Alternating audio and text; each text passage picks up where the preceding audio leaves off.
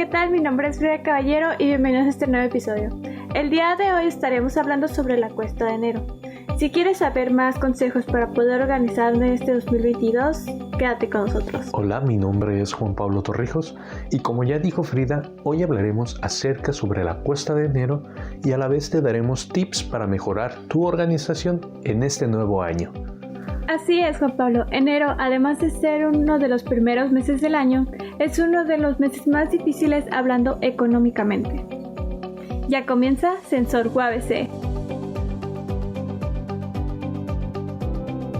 En el 35 aniversario de la Facultad de Humanidades y Ciencias Sociales, se le rindió homenaje al maestro Víctor Soto Ferrell por su trayectoria dedicada a la literatura, cine y la docencia. Bienvenidas y bienvenidos a este homenaje al maestro Víctor Soto Ferrell por sus más de 40 años de servicio a esta institución pública y al ser pública, pues también 40 años de servicio a la comunidad de Baja California. Alumnos, exalumnos y maestros dieron lectura a algunos de sus poemas. Hubo muestras de agradecimiento por parte de allegados a él. Voy a leer el primer poema del maestro Víctor que se titula Inmóvil. Porque el dolor puede aparecer de nuevo y la noche prolongarse. Vivir era ya demasiado. Vivir enfermo, ¿qué puedo desear? Mi corazón, mis pulmones se niegan a responder. Estoy realmente agradecido y conmovido por este reconocimiento que se me hace. Debo decir que los trabajos para llegar a este momento no son realmente una empresa personal. Soy afortunado por haber visto hechos realidad los sueños de varios grupos de personas muy valiosas. Nos preceden siempre visiones extraordinarias. Se ha dicho que la infancia es destino. En la mía están la poesía, el teatro y el cine. Los rostros y las voces de mis maestros no los he olvidado nunca. Les sigo agradeciendo su forma de ver y de decir, porque no solo estimularon mi imaginación, sino la de mi familia. Agradecerles a todos los que nos permitieron hacer este homenaje, no despedida. No es un homenaje de despedida, es un homenaje a Víctor Soto. Nosotros dejamos la casa abierta, su casa, ¿no? Antes de ser casa de muchos de nosotros, fue la casa de Víctor Soto, que él nos recibió en ella y sigue siendo su casa. Vamos a hacer entrega de un reconocimiento por tu trayectoria y por lo que ya mencionaba anteriormente. Ya se me está quebrando la voz. Seguramente ya por ahí varios traemos la lágrima de fuera, pero es por todo el cariño que te tenemos y porque queremos que siempre estés aquí con nosotros. Muchas gracias. La Universidad Autónoma de Baja California, a través de la Facultad de Humanidades y Ciencias Sociales, otorga el siguiente reconocimiento a Víctor Soto Ferrell por su amor, esfuerzo, perseverancia e incansable labor como docente, investigador, promotor de la cultura, el cine nacional e internacional, y por haber dejado una huella imborrable en todas las personas que coincidieron en su camino, siempre dando lo mejor de sí, anteponiendo siempre ese corazón de cimarrón, querido y respetado por todos los que conformamos la gran familia de la facultad. Por la realización plena del hombre, Tijuana, Baja California, a 12 de noviembre de 2021, firma la doctora María de Jesús Montoya Robles, directora de nuestra facultad.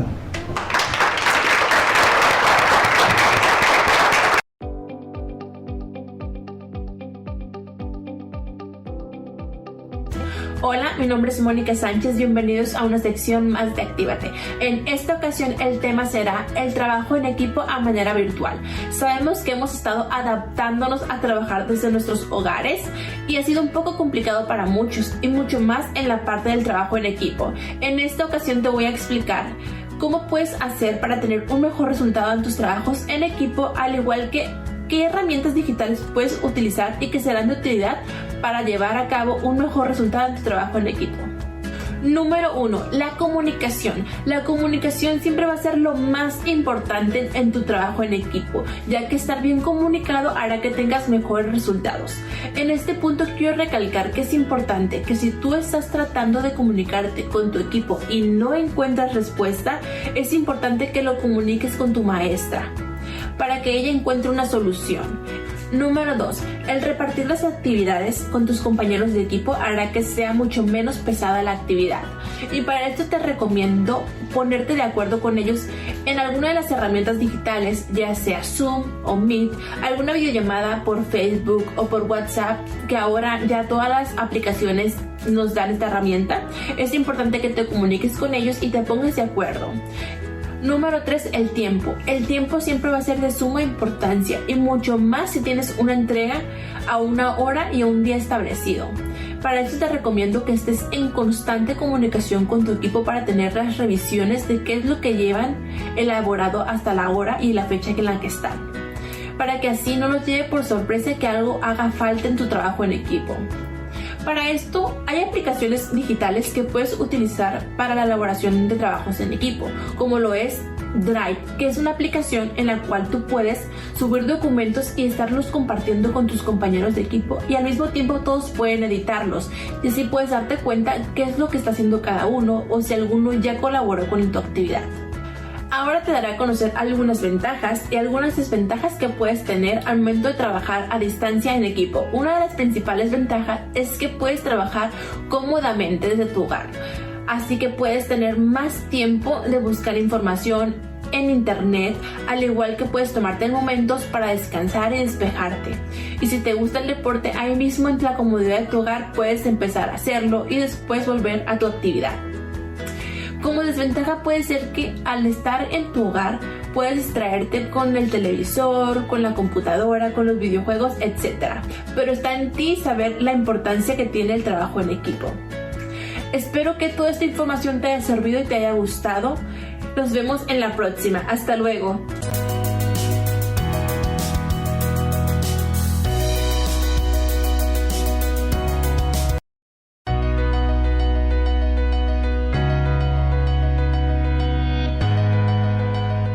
Sean todos bienvenidos a una nueva edición de Trámites y Servicios. En esta ocasión hablaremos acerca de la beca prórroga, qué es y cómo solicitarla, así que quédate para saber más sobre este trámite de la UABC. Si eres estudiante de la UABC y no cuentas con el importe total de tu pago de inscripción o reinscripción, puedes solicitar una beca prórroga durante el periodo de pagos vigente, dando un pago inicial de un monto mínimo de 100 pesos y el resto dividirlo hasta en 2 pagos parciales. La beca prórroga se debe pagar durante el semestre actual en las fechas que indiquen los pagarés. Ahora, para solicitarla es muy sencillo. Solo debes ingresar a la página sibecas.uabc.mx.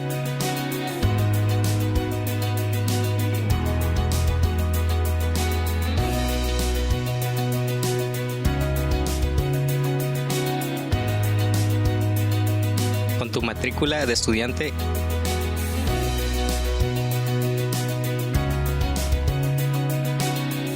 y dirigirte hacia el apartado de becas e identificar las becas de escolares con un círculo azul.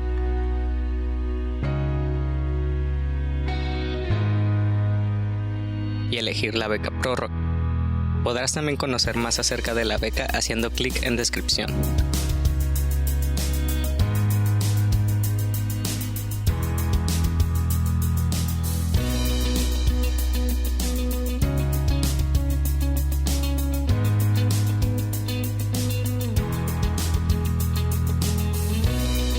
Ahora solo quedaría imprimir tu recibo en pagos.uabc.mx y acudir al banco a realizar el pago con la beca aplicada. Y listo. Muchas gracias por acompañarnos esta ocasión y hasta la próxima. Continúen viendo Sensor UABC temporada 20.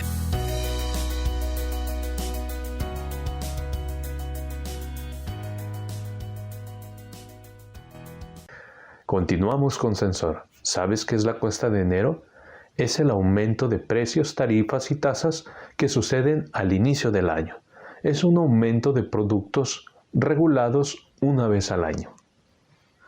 Exactamente, Juan. La cuesta de enero, como ya se dijo, sucede en enero, a diferencia del resto de los bienes y precios, en donde los precios y servicios varían a lo largo del año. Además, es una reducción del poder adquisitivo. Este periodo ocurre justamente después de los grandes gastos que se hacen para las fiestas decembrinas. En México, es uno de los efectos más fuertes en el mes de enero. Continúa viendo Sensor UABC.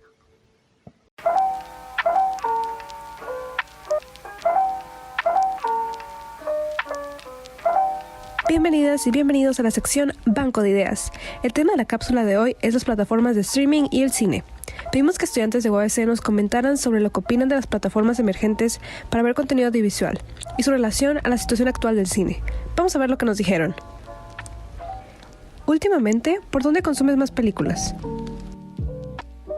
Vía streaming, por las plataformas, ya más que nada por esta situación mundial por la que estamos pasando. En lo personal sí me gusta ir al cine. Como más películas en plataformas como Netflix o Disney Plus. Antes de la pandemia me gustaba mucho ir al cine, pero pues ya que empezó, pues ya no voy a tanto al cine. Debido a la pandemia, pues como estuvimos mucho tiempo dentro de nuestras casas, pues me acostumbré a ver películas por medio de streaming. Pero ir al cine es algo que nos gusta mucho hacer como familia, entonces cuando hay películas que nos llaman mucho la atención, acudimos al cine.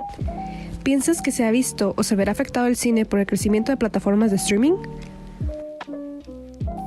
Creo que algo muy importante del cine es toda esta experiencia que se vende de verlo en una pantalla gigante, las palomitas, etcétera, incluso las filas. Creo que en el caso que se puede afectar es que se reduce la cartelera del cine, ya que muchas películas van directo al streaming.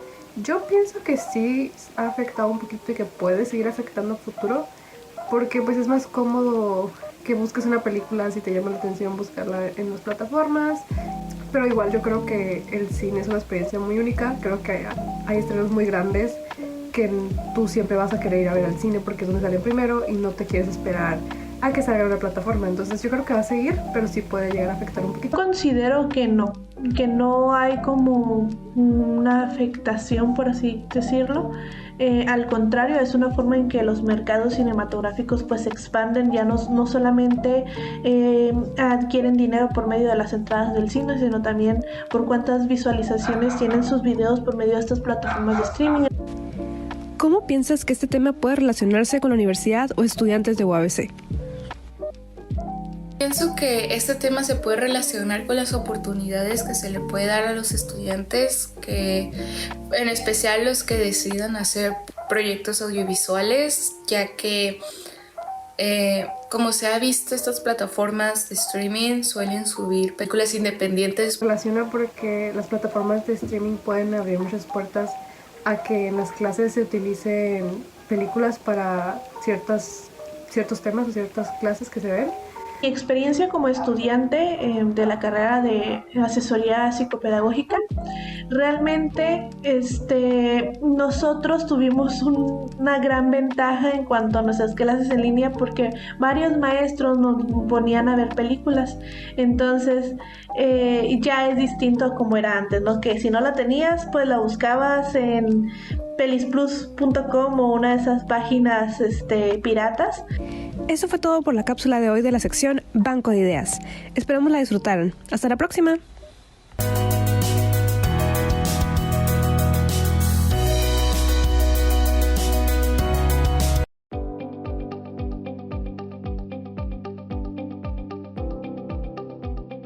Hola, ¿qué tal amigos? Mi nombre es Briseida Cortés y bienvenidos a una nueva cápsula. ¿Sabes qué son los ataques de pánico? Un ataque de pánico es un episodio repentino de miedo intenso que provoca reacciones físicas graves cuando no existe ningún peligro real o causa aparente. Los ataques de pánico pueden inferir con las relaciones sociales, el trabajo escolar y el desarrollo normal del niño o el adolescente. Los niños y adolescentes que padecen el desorden de pánico pueden comenzar a sentirse ansiosos la mayor parte del tiempo, aun cuando no están teniendo un ataque de pánico. Algunos niños y adolescentes con desorden del pánico pueden desarrollar una depresión mayor y pueden correr el riesgo de un comportamiento suicida. Al tratar de reducir la ansiedad, algunos adolescentes con desorden del pánico usarán el alcohol o las drogas. El pánico puede volver a atacarte. Hay que aprender a impedir un nuevo golpe, a desasociar los momentos, los lugares, las situaciones, las comidas, los olores, los objetos que están conectados psíquicamente con el ataque de pánico, que han dejado una huella en la mente, y tratar de reconciliarse con ellos. Un verdadero ataque de pánico ocurre cuando se experimentan síntomas físicos súbitos e intensos: corazón acelerado, sudoración, temblores, mareos, falta de aliento, náuseas, y usted interpreta que eso significa que algo está muy mal. La gente suele creer que se está muriendo o que está enloqueciendo.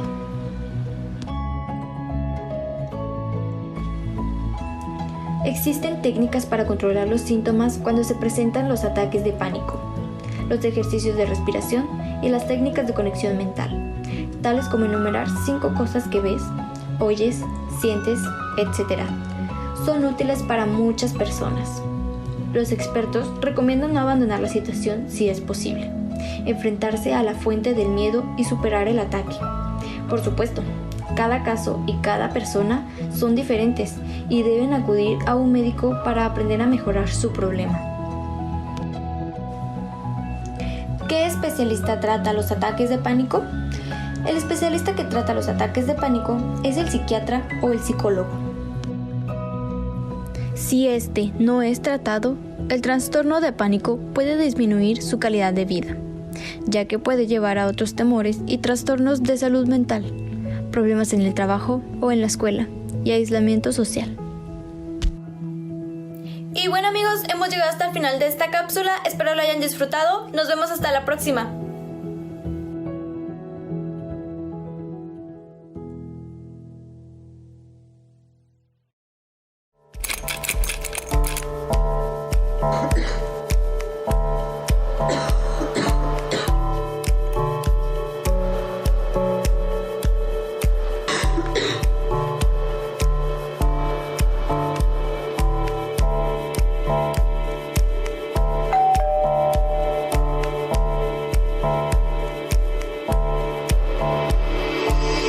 Aún en casa, podemos contagiar a los que queremos. Recuerda usar tu cubrebocas.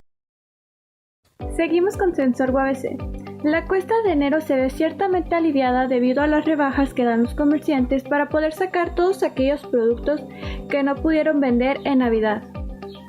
Así es, Frida. La cuesta de enero puede ser difícil, mas no imposible de pasar. A continuación te daremos tips para que puedas superar este periodo. Efectivamente, Juan, es necesario identificar la magnitud de los problemas y priorizar pagos importantes. Si tu objetivo es ahorrar, es necesario que reduzcas consumos innecesarios para así poder tener tus ingresos controlados.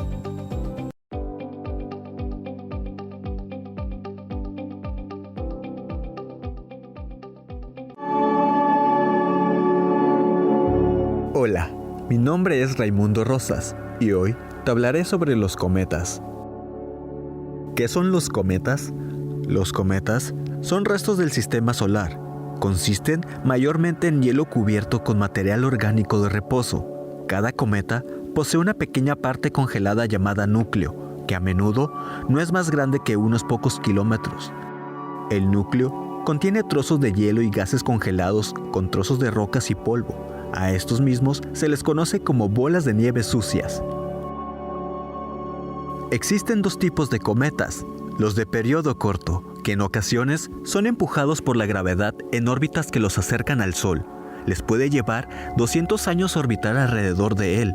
En muchos casos, su aspecto es predecible, porque ya han pasado por ahí antes. Y están los de periodo largo, que son menos predecibles. Muchos de ellos provienen de una región llamada Nube de Oort, ubicada alrededor de 100.000 unidades astronómicas de distancia del Sol. Este es el equivalente 100.000 veces la distancia entre la Tierra y el Sol. Como dato, Una unidad astronómica equivale a unos 150 millones de kilómetros, 93 millones de millas. El cometa Halley tiene su origen en el llamado cinturón de Kuiper, situándose más allá de la órbita de Neptuno, y pasan por el sistema solar interior una o dos veces en la vida de una persona. Mientras que los cometas de periodo largo provienen de la nube de Oort, que rodea los bordes exteriores del sistema solar y pasan cerca del Sol una vez cada cientos o miles de años. Pero, ¿qué hace que la estela de un cometa se forme? Un cometa se calienta a medida que se acerca al Sol y desarrolla una atmósfera, o mejor conocida como estela. El calor del Sol hace que el hielo del núcleo se convierta en gas para que la estela sea grande. Esta puede tener un diámetro de cientos de miles de kilómetros. La presión de la luz solar y los vientos solares soplan los materiales de la estela lejos del Sol, formando una cola larga y a veces brillante. En realidad, los cometas tienen dos colas, una de polvo y un plasma, que es gas ionizado. Ahora veamos algunos cometas que se han podido observar en la Tierra. El cometa Halley, bautizado Halley en honor al astrónomo británico Edmund Halley, quien en 1705 fue el primero en calcular la órbita de un cometa y descubrir la periodicidad de estos cuerpos celestes. Él estaba seguro de que el cometa haría otra aparición en 1758. El cometa apareció como se predijo y ahora se conoce como cometa Halley. Desafortunadamente, Halley falleció en 1742 y nunca pudo ver hacerse realidad su predicción. El cometa nos visitó por última vez en 1986 y estará visible de nuevo en el año 2062. El cometa Hale-Bopp fue descubierto el 23 de julio de 1995 por dos observadores independientes, Alan Hale, de Nuevo México, y Thomas Bopp, Arizona. También llamado el Gran Cometa de 1997, era un cometa grande con un núcleo que medía aproximadamente 37 millas, 60 kilómetros de diámetro. Esto es aproximadamente 5 veces el tamaño del objeto que supuestamente llevó a la desaparición de los dinosaurios. Debido a su gran tamaño, este cometa fue visible a simple vista durante 18 meses en 1996 y 1997. Hale-Bopp tarda unos 2.534 años en orbitar el Sol una vez. Estos no son los únicos cometas que han sido vistos a lo largo de los años. También está el cometa Neowise. Cometa de César, fue el más conocido de la antigüedad. Gran cometa de 1882, forma parte de los Creutzfeldt-Sungrasers, una familia de cometas que pasan muy cerca de la superficie del Sol durante el perihelio. Cometa West 1976 y cometa Ikeyaseki 1965. La mayoría de los cometas viajan a una distancia segura del Sol. El cometa Halley no llega a más de 89 millones de kilómetros. No obstante, algunos cometas llamados kamikaze o Sungraser se estrellan contra el Sol o se acercan tanto que se rompen y evaporan. En la actualidad, sigue viéndose este espectáculo celeste. El pasado 12 de diciembre del 2021, el cometa Leonard hizo su mayor acercamiento a la Tierra. Pudo observarse con binoculares y en un lugar oscuro, lejos de la ciudad y la contaminación lumínica. Después de este paso con el Sol, salió en una trayectoria que lo llevará fuera del sistema solar. Cabe resaltar que este cometa ha viajado 40.000 años desde el punto más lejano de su órbita, en los confines del sistema solar. El planeta en el que vivimos tiene fenómenos espectaculares. El cielo nos brinda la misma dicha de poder observarlos.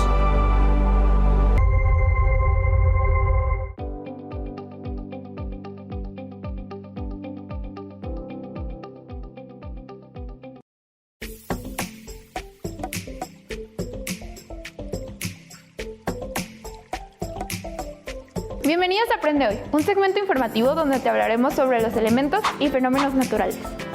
El tema de hoy es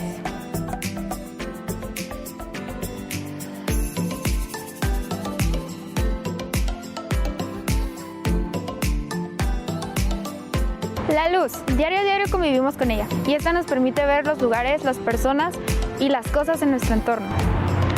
Hablaremos el día de hoy sobre su historia, su comportamiento y su relación con los colores. ¿Qué es la luz? La luz es parte del espectro electromagnético que puede ser percibida por el ojo humano. Considerada en la historia como fuente de vida por la civilización griega, la luz ha sido un objeto de curiosidad humana desde la antigüedad. Fue durante el Renacimiento cuando su estudio y aplicación en la vida del hombre tomó un mayor auge. En 1676, Ole Rømer, astrólogo danés, realizó la primera medición de la luz. Años más tarde, la física contemporánea encontraría su magnitud exacta, la cual es casi 3.000 kilómetros por segundo. Este fenómeno se debe a que los fotones, partícula que forma la luz, tienen un peso de 0.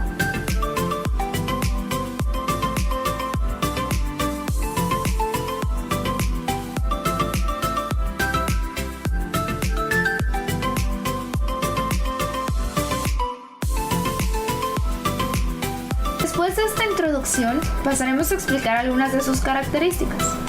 Propagación. La luz se propaga en línea recta y cuando ésta se estrella con algún objeto opaco, sucede este fenómeno que produce y nosotros conocemos como sombra. Refracción. Pasa cuando la luz cambia de medio de propagación. Su cambio de velocidad puede generar una impresión falsa en algún objeto ante nuestros ojos. Y finalmente pasaremos a la que nos interesa para el siguiente segmento. Reflexión. Este fenómeno ocurre cuando la luz blanca choca sobre un objeto y solo ciertas frecuencias de la luz se reflejan y llegan a nuestros ojos y son percibidas como colores. ¿Y cuál es su relación con los colores? Existen diferentes tipos de ondas de luz. Ondas de radio, microondas, infrarrojos, ultravioletas, rayos X y rayos gamma. Pero las únicas ondas que podemos percibir gracias a nuestros ojos son las que pertenecen al espectro visible, con las cuales podemos ver los colores. Concretamente, la luz es energía y el fenómeno del color es producto de la interacción de la energía y la materia.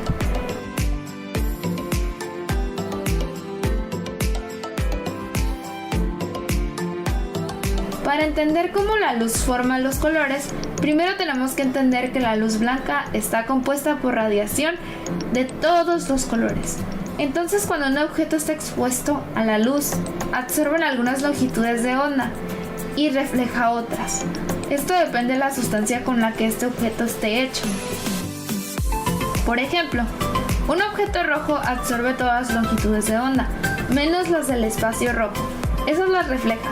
Y así percibimos su color. La misma regla aplica a un objeto verde o a uno de cualquier otro color, excepto por el negro, que absorbe casi todas, y el blanco, que es el que refleja a casi todas.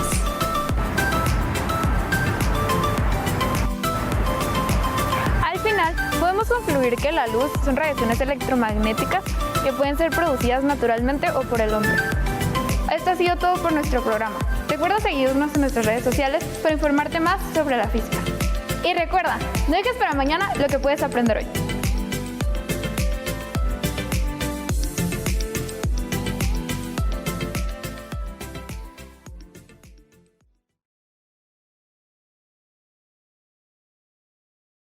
Esperemos que estos consejos te hayan sido útiles. Si quieres saber más al respecto, te invitamos a que visites la página de www.dineroimagen.com. Muchas gracias por vernos un día más. Te invitamos a que nos veas todos los domingos a la 1:30 por Síntesis TV. Muchas gracias por habernos sintonizado el día de hoy. Esperamos que el programa haya sido de tu agrado. Te recordamos que si te perdiste el estreno, todos los miércoles a las 11 de la mañana podrás ver la repetición por el mismo canal. Te recordamos que tenemos redes sociales y que nos sigas en Facebook e Instagram como SensorUABC.